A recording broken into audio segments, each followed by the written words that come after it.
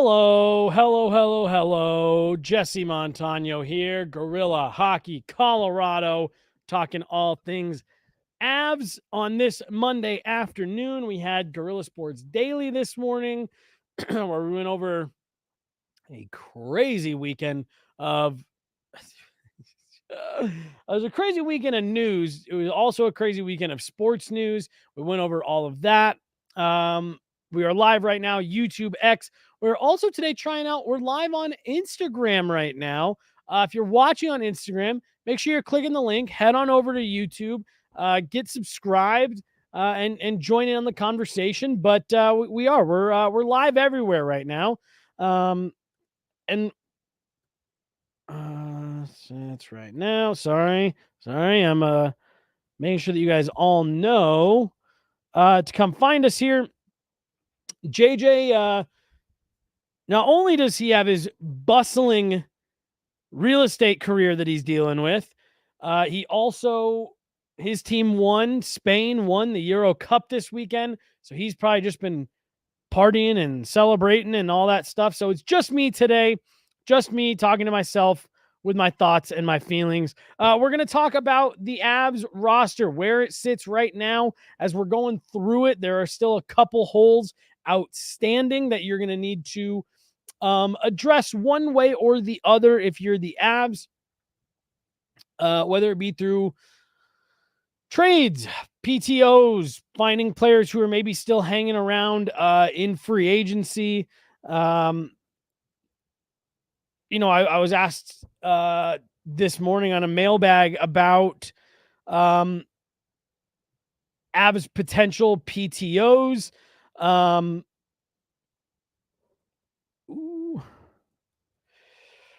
1 p.m. Sorry, I got text messages. We're just always doing stuff.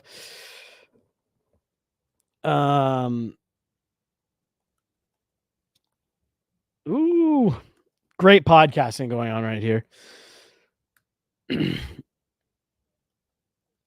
All right. So what free agents are still out there? Sorry, this is a very important text came in. We're always getting new information. We're always dealing in stuff that's coming and going at a moment's notice. All right. We'll see what comes of that. All right. Well, what the Avs may be dabbling in, what free agents are still potentially out there looking to take lesser deals. You think about Evan Rodriguez from not this season, but the season before. Being able to find guys out there that can maybe outperform their contracts. That's what you're looking for as contending teams trying to do this salary cap gymnastics is, can we find guys to outperform their deals? So that, you're talking free agents, potential PTOs. You're also talking about what guys can make the jump, what guys can go from AHL to NHL, what guys can go from prospects to NHL contributors. That's what the Avs are going to be on the lookout for now over the next, about 2 months? July 15th, we're about 2 full months from the official open of training camp and everything really get going.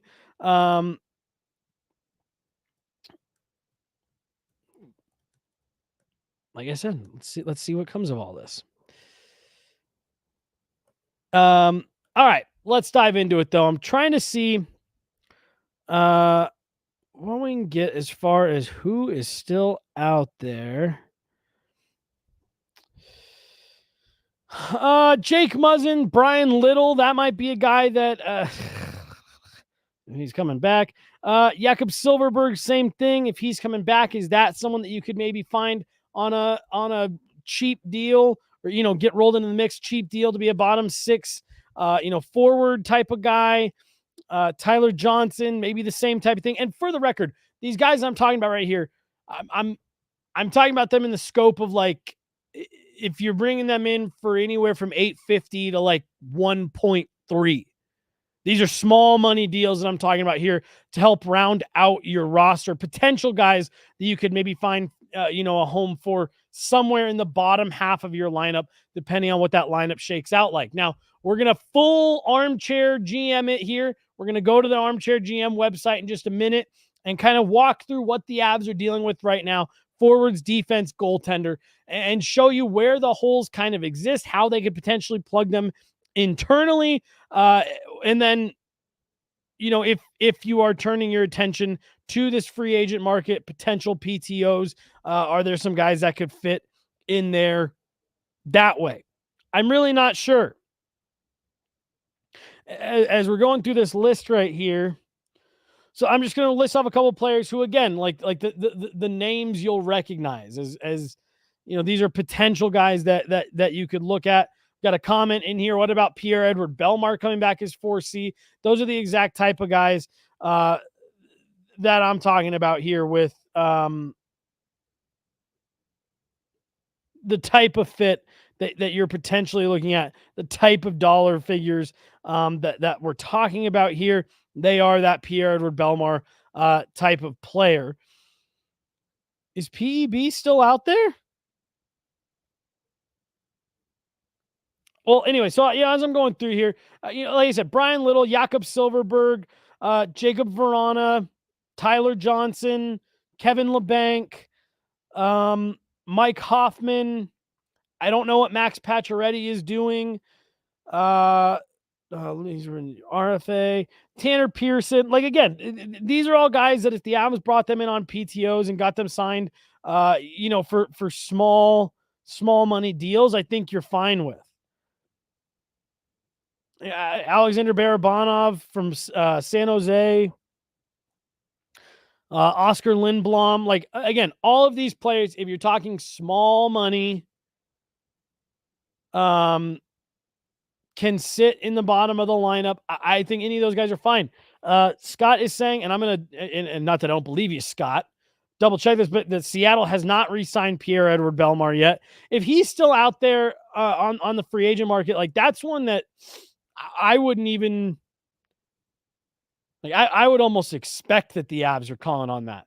I know he was a great fit with Colorado, really well liked in the locker room. Yeah, it looks like he's out there. He's out there. He is available. That would be a guy like that I think would be a picture perfect fit for a fourth line, where I do think the Avs have at least one hole in the lineup. So look, like, there are some guys out there that you can fill in for cheap deals, league min to $1 million type of deals. That could make a difference. The Avs don't have a lot of room to play with salary cap wise.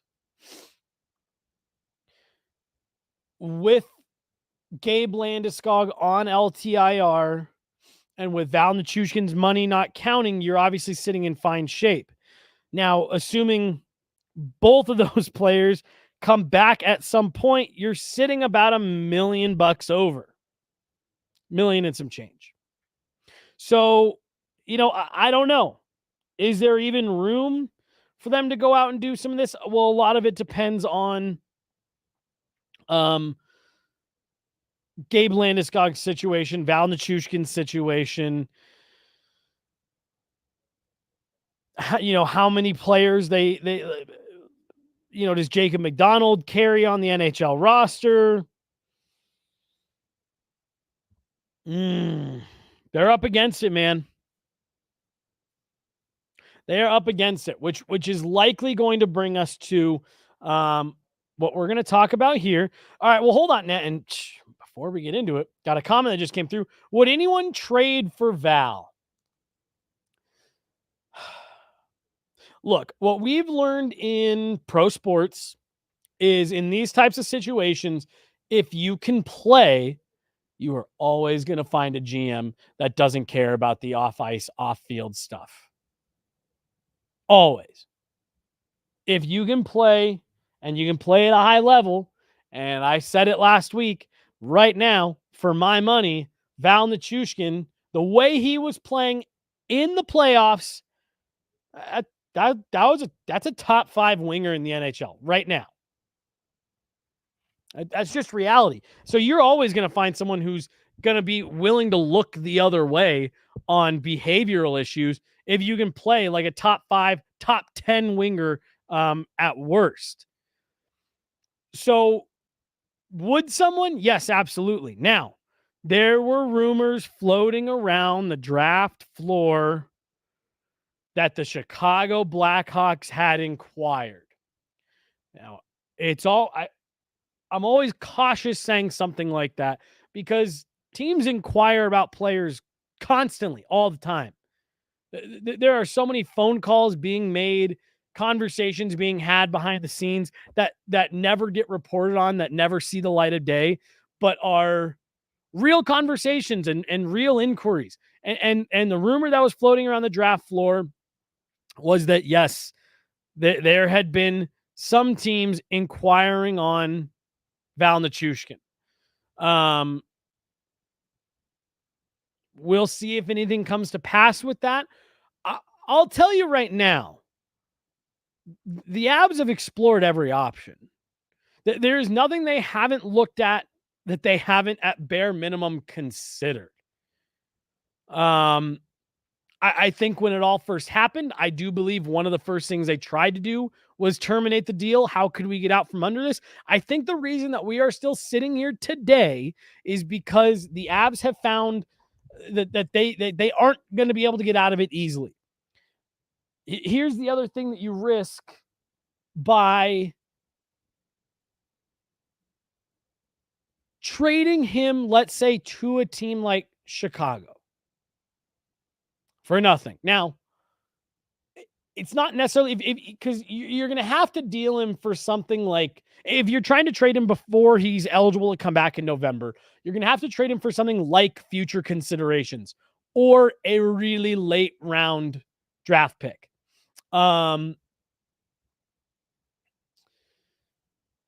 Because the value is just at an all-time low. There's no certainty that he's coming back. There's no certainty he's going to be able to stay in the lineup the next time that he's, caught, I guess is the best way, for lack of a better term. It's an automatic 1-year suspension, and it's a heavy review process to see if he's ever eligible to come back into the league. So you're going to have to give him up for very, very little. And the risk of doing that to a team like, say, Chicago, who is in your division, who already has a player like Connor Bedard coming up through the ranks, is you're risking trading a top 5 winger in your division and getting nothing in return except for cap space, which is something. That is something. But it doesn't do you much good. And if he comes back and gets straightened out, well, suddenly you've just handed him to a division rival for free. So I think you have to take caution in doing that if you're the Avalanche. But I think it's above a 0% chance. I think we have to roll with what we have, plus 1 to 3 league minimum deals until Val is reinstated / a Landy situation is resolved. Callum Ritchie for 9 NHL games takes us up to early November. Adding a forward is easier during the season than adding D or a goaltender. Well, that is absolutely correct. Adding a forward is always much easier, but thanks. That sounds like the ultimate distressed asset. It is. This is. I'm going to use it. We had a news cycle this weekend that I'm going to use it. Unprecedented. I'll say it. This is an unprecedented situation in the NHL for the Avalanche. The only other time a player has gone to this point was Theo Fleury back 20 plus years ago. And as we've all found out since then, that's a very different situation. There really is no playbook with how this Val Nichushkin situation is going to play out, how it's going to be handled, what the end result is going to be. We truly just have to wait and see. It's not a great situation. But let's take a look at where the Avs sit right now without him. All right. Nice. All right. Armchair GM, NHLArmchairGM.com we're using right now. This is kind of where the Avs roster sits right now today.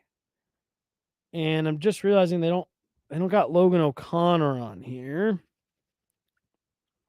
Because he is still out, technically on injured reserve. But we can put this right here. You know what? I'm gonna use Jacob McDonald as my Logan O'Connor placeholder here. So your top line, you know that you've got pretty much well set. Arturi Lehkonen, Nathan MacKinnon, Mikko Rantanen. Again, I'm going to go through and I'm going to shuffle a bunch of stuff around. So I'm just going to, second line, you know you've got Casey Middlestat. You know you've got Jonathan Drouin. This third line, you got Miles Wood, Ross Colton. I know this says Jacob McDonald, but we're pretending this says Logan O'Connor. You got Parker Kelly. You got Nikolai Kovalenko. To me, those are the players that you can write with pen in to your lineup for this season. Now, here's where I'm going to take over, and I'm going to say, so I guess that's your forwards. On D, you've got the best D pairing in the NHL, Devon Toews, Cale Makar. That will be Canada's number one pairing at the Four Nations tournament next year, and likely the number one pairing for Team Canada heading into the Olympics. This is the best top pairing in the league. Next, you got Sam Girard, Josh Manson. The best hockey we've seen out of Sam Girard had come with Josh Manson, and then maybe the best hockey of Sam Girard's career up to this point we saw once he came back from the player assistance program last summer. So, not last summer, last season. So I think right there you feel very, very good if you're the Avalanche about 1 through 3. I think you like Josh Manson there as your 4. And then we're going to get into, I think Calvin DeHaan is your pretty safe set and forget, assuming the level of play is still there and that you're going to have some competition for that last spot. As of right now, July 15th, Alexander Georgiev and Justus Annunen are going to be your 1-2 punch. I think Justus Annunen is going to get a pretty fair shake here. So let's move a couple things around a bit. As far as jeez, these comments, you guys are crazy. Let's move through what I kind of think how things are going to shake out this summer, or what I think things should shake out as this summer. I'm actually going to move Mikko Rantanen off this top line onto a wing with Casey Middlestat. I'm going to move Jonathan Drouin up to that top line to play alongside Nathan MacKinnon, Arturi Lehkonen. I like the fact that you've got Lehkonen, a guy that's going to go to the net. You've got your distributor in Jonathan Drouin, and then you've obviously got the play driver on that line is Nathan MacKinnon. This is a combination that we saw in the playoffs that I think worked really well. And what I actually liked most in the playoffs was this combination I'm going to talk about next right here of Mikko Rantanen and Casey Middlestat. You hear us talk often about the Avs running in pairs, even their forwards run in pairs. I think you pair Nathan MacKinnon, Jonathan Drouin. I think you pair Casey Middlestat, Mikko Rantanen. Now, obviously, you need someone to fill in right here. We're going to get there, but I think long-term on that wing, by the end of the season, come playoff time, you're hoping that's either Val Nichushkin or Gabe Landeskog, and that's going to give you whoever you fill in right there, Gabe Landeskog, Val Nichushkin on this second line wing. I guess I should put Mikko Rantanen over there. That will be your going to the net below the goal line player. Casey Middlestat is your distributor. Mikko Rantanen is your play driver. That's your point producer. That's your trigger man. And I think that gives you a really strong top 6. Now, dropping down to this third line here. Miles Wood, Ross Colton. And again, I know it says Jacob McDonald. This is our Logan O'Connor placeholder.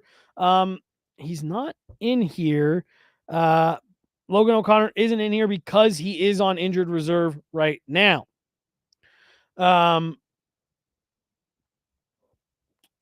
So Ross Colton, Miles Wood, Logan O'Connor.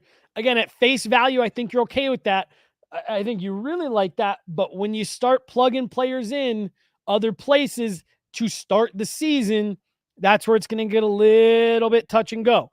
Then for this third line, you got Parker Kelly centering Nikolai Kovalenko. And I think really You're probably looking at a rotating couple of players here, likely Yoel Kiviranta, Chris Wagner. You're going to see a couple different guys cycle in here. As for your D, it is going to be a straight up competition between Sam Malinsky and Eric Brandstrom. I'm kind of giving the edge to Sam Malinsky because he's been here. The organization knows what they've gotten him. They really like what they've gotten him. And I think they want to see that development track continue. So as of right now, what I've got is Devon Taves, Cale Makar, Sam Girard, Josh Manson, Calvin DeHaan, Sam Malinsky, with your 7th D being Eric Brandstrom. So that's what I got for your D. I actually feel pretty confident in saying that, knowing how the organization feels about Malinsky, knowing that Brandstrom is another guy that does a lot of things really well, does a lot of things that the Avs like, kind of an analytics perfect fit. I think he's going to have to earn that with Jared Bednar. Not saying he won't, but I think coming out of camp, it's going to go to Sam Malinsky. So let's move back up here to the forwards, because we still have a hole right here.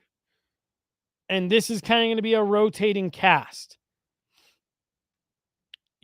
You don't feel great about Yoel Kiviranta, Parker Kelly, Nikolai Kovalenko there on your your 4th line.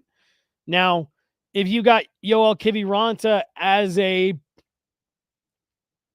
13th forward, and you can move Parker Kelly to the wing, and Jean-Luc Foudy really comes out in camp and shows you something, okay, I think you really like that.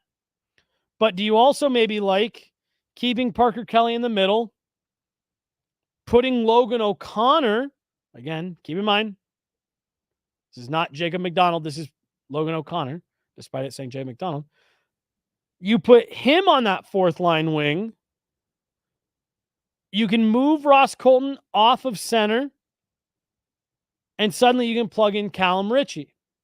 So now you've got Ross Colton playing his maybe a little bit more natural position on the wall, Cal Ritchie playing a center like you want him to.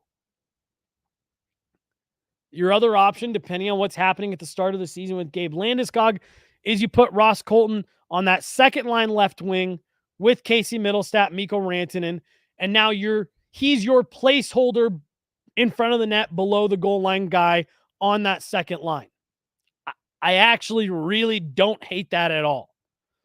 Then you run Callum Ritchie in the middle of Miles Wood, Logan O'Connor. You can plug Yoel Kiviranta back in right there. Chris Wagner's probably your extra. And then if Jean-Luc Foudy really shows you something, he can be another guy that you keep around.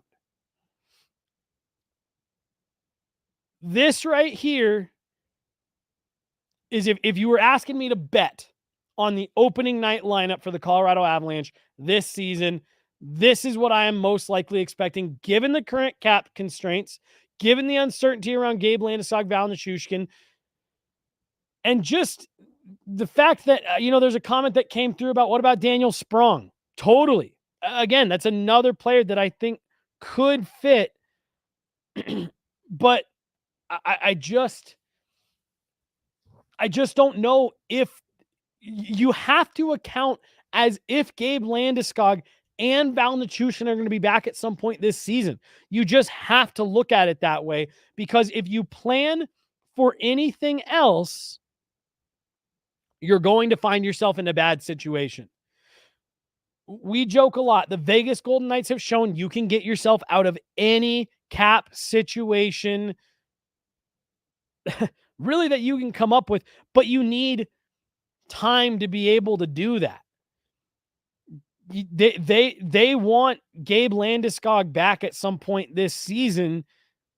It's you have to account for it, and this is likely what you're looking at. If you're planning to have one or both of those guys back this season. I agree with the comment right here. This is a good lineup. It's not great. It's good. It's going to get the job done for you. What I like most about this is you've got a legitimate 1, 2, 3 down the middle. Now, yes, Cal Ritchie has to come in and prove that he can stick in the NHL. And he's got to be able to contribute, and he's got to be able to handle the rigors of being a third line center. I think giving him a couple of responsible, hardworking players like Logan O'Connor and Miles Wood on his wing would help. We saw the growth in Miles Wood's game this past season, and we all know that Logan O'Connor is every single thing that Jared Bednar wants his players to do, personified, crammed down into one single player. I think those would be a couple of good wings for him. Look, if you wanted to put Callum Ritchie up on this second line with Casey Middlestat and Mikko Rantanen just to help him settle into the NHL lineup a little bit, I'm fine with that. I don't think that's the worst thing in the world, but I think you have him here to be a center. Let him be a center and put Ross Colton on the wing. I think until you get Gabe Landeskog back, I actually think that's a fine move. And again, you're keeping players paired up. So Miles Wood, Logan O'Connor kind of becomes your new pair there on that third line. Then I think it's Parker Kelly and Nikolai Kovalenko for your fourth line, and you rotate as needed the other players around there. So I think a lineup like this gives the Avs a good look, a strong roster to hit the ground running with until you know that you're going to be able to get Val Nichushkin or Gabe Landeskog or a solution for Val Nichushkin or Gabe Landeskog and be able to plug another player into that spot. I think this is going to give you your best chance to get out to where you need to be in the Central Division, start banking points early so you're not that the Avs are necessarily having to chase all of last season, but you never really felt comfortable at the top of the standings. You were constantly having to dig and fight for, and jockey for position, home ice, things like that. So I think this roster, this lineup gives you a good shot to get off to the best start you possibly can while you seek some clarity out of the Val Nichushkin and Gabe Landeskog situations. So we'll see how it all shakes out. Like I said, if you were asking me to put money on it, that's probably where I'm putting my money. So there you go. I agree with this right here. Colton Wood, LOC, the deadliest third line in the NHL. I think that's your ideal. I think ideally you've got those three guys together. But that's, you got to wait to see what Cal Ritchie does. You got to wait to see. Like, look, if you get Val Nichushkin and Gabe Landeskog back, yeah, you're going to have to do some cap gymnastics here. You're probably going to have to, waive a guy like Kivi Ranta, and risk losing him. You're going to have to do a couple things, but like you're in a situation here where a real possibility, a very real possibility, is that you are at the end of the season and Val Nichushkin is playing on your second line with Casey Middlestat and Mikko Rantanen, and Gabe Landeskog is playing on the wing with Callum Ritchie and Ross Colton on your third line. Like that's a real scenario that plays out here. And then your fourth line is some combination of Logan O'Connor, Nikolai Kovalenko, Parker Kelly, you've got options there. Like Miles Wood, that's what it probably is. It's probably Kovalenko playing center on the fourth line with Logan O'Connor, Miles Wood. Suddenly that's an extremely deep roster. So if you can get there or close to some version of that, I think you feel really good. And I think that's going to do it for today. We got another show coming up here at 1. We had to move a couple things around. We got a live shot coming into the studio here, so we had to move a couple things around. So a show coming in here at 1.